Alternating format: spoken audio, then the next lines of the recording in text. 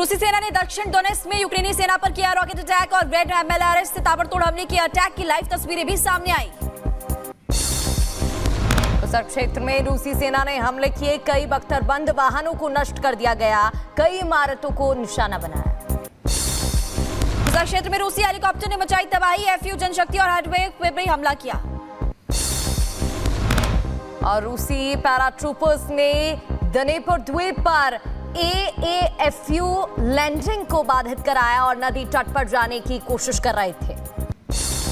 उत्तर क्षेत्र में जमकर बमबारी हो रही है। रूसी सेना ने एक यूक्रेनी टैंक को नष्ट किया, कई जगहों पर विस्फोट की तस्वीरें।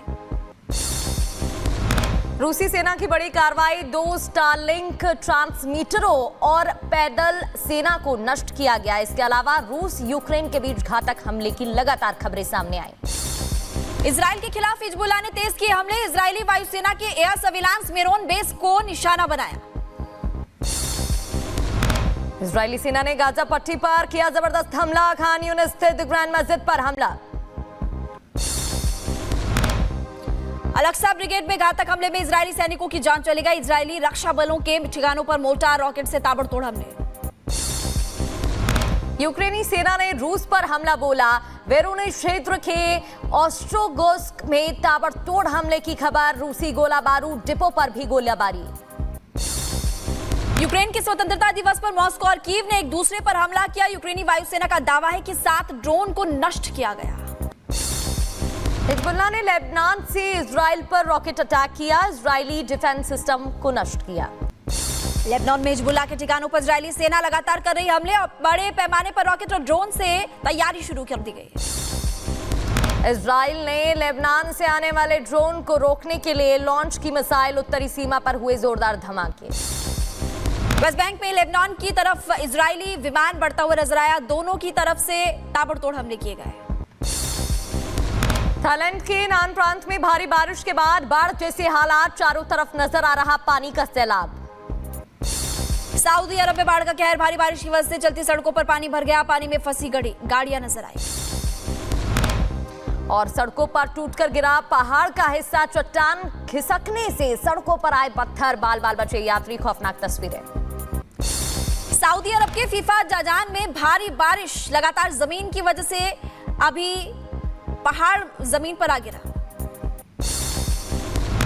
और ग्रैंड कैनियन में आई अचानक बाढ़, घूमने आई एक महिला पर अटक, लापता, चलाया गया रेस्क्यू अभियान। रूस में गिरी जर्जर दीवार, मौके पर खड़ी 7 कार क्षतिग्रस्त, किसी के हताहत होने की खबर नहीं। तमिलनाडु के डीनेगुल में भारी बारिश के बाद डैम का जलस्तर बढ़ गया, प्रशासन ने चिंता जाहिर की, ड्रोन तस्वीरें सामने आई। बिहार के भागलपुर में तेज बहाव में बहे, जल संसाधन विभाग के चीफ इंजीनियर और इसके अलावा एसडीआरएफ की टीम सुरक्षित उनको बचाते हुए नजर आई। बांग्लादेश के फैनी में बाढ़ ने बचाई तबाही, कई रिहायशी इलाके पानी में जलमग्न, 3 लाख से ज्यादा लोग विस्थापित। राजस्थान के अजमेर में भारी बारिश, कई जगहों पर बनी जलभराव की समस्या, राहगीरों को करना पड़ रहा परेशानियों का सामना। महाराष्ट्र के नासिक में बारिश की वजह से उफान पर नदियां, गोदावरी नदी भी ओवरफ्लो, अलर्ट मोड पर प्रशासन। और उत्तर प्रदेश के मुरादाबाद में रामगंगा नदी का जलस्तर बढ़ गया, सड़कों पर बह रही है गाड़ियां, स्थानीय लोग भी लगातार परेशान हो रहे हैं। बांग्लादेश के हिंदुओं के खिलाफ हिंसा जारी और ठाकुरगांव जिले में कई हिंदू मंदिरों में तोड़फोड़ की गई, लूट की वारदात को अंजाम दिया गया। बांग्लादेश में हिंदू महिलाओं पर हो रहे अत्याचार के खिलाफ बदायूं में अखिल भारत हिंदू महासभा ने विरोध मार्च निकाला, डीएम को सौंपा गया ज्ञापन। बांग्लादेश नागरिकों की घुसपैठ पर असम सीएम हिमंता बिस्वा का बड़ा बयान, कहा बांग्लादेशी हिंदू नहीं कर रहे घुसपैठ, अत्याचार के खिलाफ बांग्लादेश में रहकर लड़ाई लड़ेंगे। 1 महीने में 35 मुस्लिम घुसपैठे पकड़े गए। बांग्लादेश में हिंदुओं के अत्याचार पर भड़के बागेश्वर धाम के पीठाधीश्वर पंडित धीरेन्द्र शास्त्री ने कहा कि भारत को बांग्लादेश नहीं बनने देंगे। हिंदुओं से अपील है, अपने नाम के आगे हिंदू जोड़े। कोलकाता केस में सीबीआई का ताबड़तोड़ एक्शन, आरजीकर अस्पताल पहुंची सीबीआई की टीम, गहनता से हो रही जांच। कोलकाता कांड में सीबीआई का एक्शन तेज, और संदीप घोष के घर पर सीबीआई की छापेमारी, कल हुआ था संदीप घोष का पॉलीग्राफ टेस्ट। संदीप घोष के करीब देवाशीष के घर पर भी सीबीआई का छापा, आरजीकर अस्पताल में फॉरेंसिक डिपार्टमेंट में है देवाशीष, करप्शन केस में सीबीआई ने दर्ज की नई एफआईआर। कोलकाता एक्शन में सीबीआई की टीम और 15 जगहों पर छापा। संदीप घोष के समेत करीबियों के भी अलग अलग जगहों पर ठिकाने पर छापेमारी पड़ रही। ट्रेनी डॉक्टर से हैवानियत के बाद से दुनिया भर में विरोध प्रदर्शन जारी। कोलकाता के आरजीकर मेडिकल कॉलेज के बाहर नृत्य कलाकारों ने विरोध जताया। पीएम मोदी की मन की बात का कार्यक्रम आज होगा। सुबह 11 बजे देशवासियों को संबोधित करेंगे। कई अहम मुद्दों को लेकर बात करेंगे पीएम मोदी। और आज महाराष्ट्र दौरे पर जाएंगे प्रधानमंत्री मोदी। जलगांव में 11 लाख नई लखपति दीदी को सम्मानित करेंगे और प्रमाण पत्र भी देंगे। वहीं लखपति दीदियों से बात करेंगे। महाराष्ट्र के बाद पीएम मोदी का राजस्थान का दौरा है खास। शाम करीब 4:30 बजे जोधपुर पहुंचेंगे पीएम मोदी और इसके अलावा हाईकोर्ट के प्लेटिनम जयंती समारोह के समापन समारोह में भी शामिल होते हुए नजर आएंगे। केंद्रीय कर्मचारी संगठन से प्रधानमंत्री मोदी ने की मुलाकात। कहा यूपीएस आर्थिक सुरक्षा को सुनिश्चित करने वाली योजना। कर्मचारियों ने पेंशन स्कीम के लिए जताया आभार। हरियाणा के मुख्यमंत्री नायब सिंह सैनी ने कांग्रेस नेताओं पर साधा निशाना और कहा कि हुड्डा, शैलजा, रणदीप सुरजेवाला प्रदेशवासियों की भलाई नहीं बल्कि अपनी भलाई के लिए लड़ाई लड़ रहे हैं। एमपी के छतरपुर में हुई बुलडोजर कार्रवाई पर असुद्दीन ओवैसी ने विरोध जताया। कहा सरकारें चलती हैं तो रूल ऑफ लॉ से चलती है, रूल ऑफ मॉब के जरिए नहीं। मैं ये कहना चाहूंगा कि सरकारें चलती हैं तो रूल ऑफ लॉ से चलती है, रूल ऑफ मॉब के जरिए नहीं। जो कुछ वहां पर हुआ रूल ऑफ मॉब के मुजाहरे हो रहे हैं। और दिल्ली में बीजेपी केंद्रीय चुनाव समिति की बैठक आज होगी। हरियाणा और जम्मू कश्मीर विधानसभा चुनाव के लिए उम्मीदवारों के नामों पर चर्चा होगी और लग सकती है आज फाइनल मुहर।